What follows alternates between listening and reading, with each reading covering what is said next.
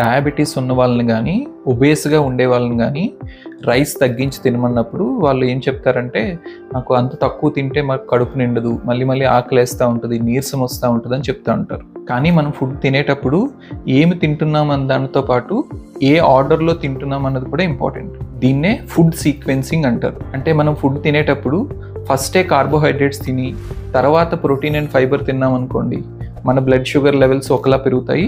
అలా కాకుండా first fibre and protein తిని తర్వాత కార్బోహైడ్రేట్స్ తిన్నాం అనుకోండి, మన బ్లడ్ షుగర్స్ ఒకలా పెరుగుతాయి. దీని మీదే కొంతమంది డయాబెటిక్ పేషెంట్స్ మీద ఒక స్టడీ చేసినప్పుడు వాళ్ళకేమో ఒకరోజు కార్బోహైడ్రేట్స్ ఫస్ట్ పెట్టి తర్వాత ప్రోటీన్ అండ్ ఫైబర్ పెట్టారు. తర్వాత కొన్ని రోజుల తర్వాత సేమ్ పేషెంట్స్కి ఫస్ట్ ఫైబర్ అండ్ ప్రోటీన్ పెట్టి కొంతసేపు తర్వాత కార్బోహైడ్రేట్స్ పెట్టారు. ఈ 2 కండిషన్స్లో కూడా వాళ్ళకి 1 అవర్ తర్వాత వాళ్ళ బ్లడ్లో షుగర్స్ ఎంత పెరిగాయి, ఇన్సులిన్ లెవెల్స్ ఎంత ఉన్నాయి అన్నది చెక్ చేశారు. దీనిలో రిజల్ట్స్ ఏమొచ్చాయంటే డైరెక్ట్గా ఎవరైతే ఫస్ట్ కార్బోహైడ్రేట్స్ తీసుకుంటారో వాళ్ళతో కంపేర్ చేస్తే ఎవరైతే ఫస్ట్ ఫైబర్ అండ్ ప్రోటీన్ తీసుకుని తర్వాత కార్బోహైడ్రేట్స్ తీసుకుంటారో వాళ్ళ బ్లడ్లో షుగర్స్ అనేవి 36% డ్రాప్ అయ్యాయట. అలాగే ఈ ఫైబర్ అండ్ ప్రోటీన్ ఫస్ట్ తినే వాళ్ళ బ్లడ్లోని ఇన్సులిన్ స్పైక్స్ కూడా 50% వరకు తగ్గాయి. సో దీని సమ్మరీ ఏంటంటే మనం ఏం ఫుడ్ తింటున్నామన్న దాంతో పాటు ఏ ఆర్డర్లో తింటున్నాం అన్నది కూడా చాలా ఇంపార్టెంట్. ఈ ఫుడ్ సీక్వెన్సింగ్లో మనం ఫస్ట్ ఫైబర్ ఎందుకు తినాలంటే మనం ఫైబర్ తిన్నప్పుడు ఈ ఫైబర్ అనేది వాటర్తో కలిసి ఒక జెల్లా ఫామ్ అవుతుంది. ఈ జెల్ అనేది మన స్టమక్లోని చిన్న ప్రేగుల్లోని ఒక లేయర్గా ఫామ్ అయ్యి మనం తినే కార్బోహైడ్రేట్స్లో ఉండే గ్లూకోజ్ని స్లోగా బ్లడ్లోకి రిలీజ్ చేస్తుంది. ఇక్కడ మీకు సింపుల్గా అర్థమయ్యేలా చెప్పాలి అంటే మనం ఒక గ్లాసులో నీళ్ళు పోసినప్పుడు అడ్డంగా మనం ఒక స్పాంజ్ పెట్టామనుకోండి, ఆ స్పాంజ్ అనేది మనం పోసిన నీళ్ళని అబ్జార్బ్ చేసి దాని గుండా స్లోగా కిందకి రిలీజ్ చేస్తుంది కదా. సేమ్ అలాగే మనం తినే ఫైబర్ కూడా మన స్టమక్లోని ప్రేగుల్లోని ఒక జెల్లా ఫామ్ అయ్యి ఆ గ్లూకోజ్ని స్లోగా బ్లడ్లోకి రిలీజ్ చేస్తుంది అనమాట. సో అందుకే మనం ఫస్ట్ ఫైబర్ తినాలి.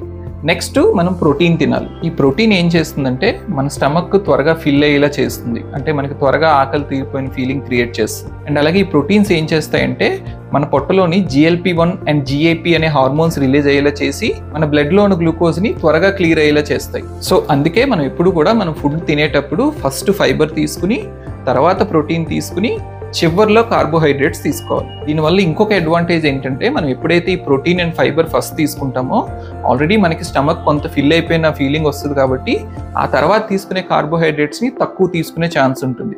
అలా కాకుండా మీరు స్టార్టింగే కార్బోహైడ్రేట్స్ స్టార్ట్ చేశారనుకోండి, మీకు కడుపు నిండే టైంకి చాలా ఎక్కువ కార్బోహైడ్రేట్స్ తినేసి ఉంటారు. దానివల్ల షుగర్స్ కూడా బాగా ఎక్కువగా పెరుగుతాయి. సో ఇప్పుడు ఈ ఫైబర్ ఏం తీసుకోవాలి, ప్రోటీన్ ఏం తీసుకోవాలి, ఇందులో ఉండే ఫుడ్ ఆప్షన్స్ ఏంటనేది చెప్తాను. ఫస్ట్ ఫైబర్ ఆప్షన్స్ ఏంటో చూద్దాం. ఇందులో ఒకటి మనం రా సలాడ్స్ గా తీసుకోవచ్చు, అంటే పచ్చిగా కూరగాయలుగా తీసుకోవచ్చు. ఇవేంటి అంటే క్యాబేజ్, టమాటో, లెట్యూస్, కుకుంబర్ ఇలాంటివి అనమాట. లేదా మనం ఆకుకూరల్ని వండుకుని కూడా తినొచ్చు, అంటే పాలకూర కానీ, తోటకూర కానీ, లేదా బ్రాక్లీ కానీ ఇలాంటి వాటిని కుక్ చేసుకుని కూడా తీసుకోవచ్చు. అండ్ అలాగే కొన్ని కర్రీస్ లైక్ బెండకాయ కానీ, వంకాయ కానీ, క్యాప్సికమ్ అంటే బెల్ పెప్పర్ అంటాం కదా, ఈ కర్రీ క్యాప్సికమ్ కూడా మనకి ఫైబర్ ఎక్కువగా ఉంటుంది. ఇంకొక ఫైబర్ ఆప్షన్ ఏంటంటే సీడ్స్, ఫ్లాక్ సీడ్స్ కానీ, పంప్కిన్ సీడ్స్ కానీ రోస్టెడ్ ఫామ్లో తీసుకోవచ్చు. లేదా ఒక స్పూన్ షియా సీడ్స్ని వాటర్లో ఒక 1 అవర్ పాటు సోక్ చేసి మనం తినే ముందు ఈ షియా సీడ్స్ వాటర్ని తాగొచ్చు. సో ఇప్పుడు నేను చెప్పినవన్నీ ఫైబర్ ఆప్షన్స్. ఇందులో మీకు ఏది కన్వీనియంట్గా ఉంటుందో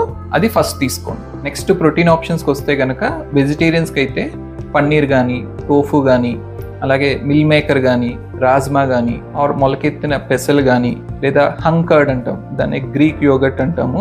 అంటే ఏం లేదు, మనం కర్డ్ని ఒక క్లాత్లో పోసిన తర్వాత ఆ వాటర్ అంతా స్ట్రెయిన్ అయిపోయిన తర్వాత ఆ ప్రోటీన్ అంతా కాన్సన్ట్రేట్ అవుతుంది. దీన్నే హంగ్ కర్డ్ అంటారు. సో ఇది కూడా వెజిటేరియన్స్కి మంచి ప్రోటీన్ ఆప్షన్ అనమాట. అదే నాన్ వెజిటేరియన్స్కి అయితే ఎగ్స్ కానీ, చికెన్ కానీ, ఫిష్ కానీ ఇలాంటి ప్రోటీన్ ఆప్షన్స్ తీసుకోవచ్చు అనమాట. సో ఈ ఫుడ్ సీక్వెన్సింగ్ అనేది, అంటే మనం ఫస్ట్ ఫైబర్ తిని తర్వాత ప్రోటీన్ తిని చివర్లో కార్బోహైడ్రేట్స్ తినడం అనేది ఓన్లీ డయాబెటిక్ పేషెంట్స్కో, ఒబేస్ పేషెంట్స్కో కాదు, మనందరం కూడా ఫాలో కావాలి. అలాగే మన ఇంట్లో ఉండే మన పిల్లలకు కూడా ఇప్పటి నుంచే ఈ ఆర్డర్ అనేది అలవాటు చేయాలి. వాళ్ళు బ్రేక్ఫాస్ట్ తిన్నా, లంచ్ తిన్నా, డిన్నర్ తిన్నా ఆల్వేస్ ఫస్ట్ ఒక full bowl of vegetable salad పెట్టి తర్వాత నెక్స్ట్ మీల్ పెట్టండి. ఈ ఫైబర్ వల్ల మనకి గ్లూకోజ్ స్పైక్స్ తగ్గడమే కాదు, ఈ ఫైబర్ని మన పొట్టలో ఉండే హెల్దీ బ్యాక్టీరియా ఒక ఫుడ్గా యూస్ చేసుకుని స్మాల్ చైన్ ఫ్యాటీ యాసిడ్స్ని రిలీజ్ చేస్తాయి. ఈ స్మాల్ చైన్ ఫ్యాటీ యాసిడ్స్ అనేవి మన గట్లో ఉండే మ్యూకోజా లేయర్ని ప్రొటెక్ట్ చేస్తాయి. సో ఈ ఫైబర్ ఎక్కువగా తీసుకునే వాళ్ళకి గట్ ఇష్యూస్ అంటే మనకి బ్లోటింగ్ కానీ, ఇండైజెషన్ కానీ, అండ్ అలాగే ఈవెన్ క్యాన్సర్ రిస్క్ కూడా చాలా వరకు తగ్గుతుంది. సో ఇది ఫుడ్ సీక్వెన్సింగ్ గురించి. నెక్స్ట్ వీడియోలో ఇంకో టాపిక్తో కలుద్దాం. Thank you.